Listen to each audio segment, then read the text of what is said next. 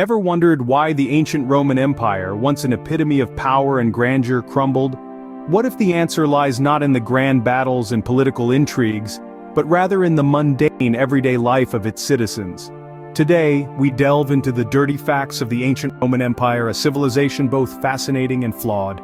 Our journey starts with the founding of Rome in 753 before the Common Era, according to the legend of Romulus and Remus. But let's not get swayed by the romanticized tales. The city's early days were far from idyllic.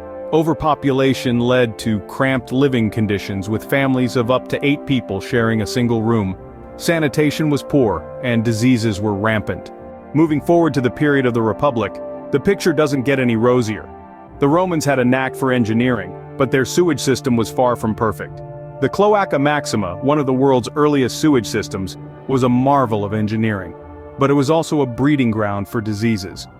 Waste was dumped into the Tiber River, polluting the water that was used for drinking and bathing. As we enter the era of the Roman Empire, a new set of problems emerges. Slavery was rampant, with slaves making up about 40% of the population. They were subject to harsh conditions and brutal treatment. And let's not forget the infamous Roman games. Gladiatorial combat, animal fights, and public executions were common forms of entertainment, a stark reminder of the brutal nature of Roman society. But even in its decline, the Roman Empire continued to be a hotbed of filth and disease.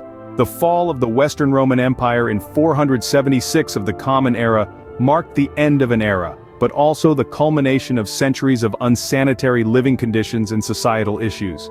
In retrospect, the ancient Roman Empire was a complex blend of innovation, culture, brutality, and filth.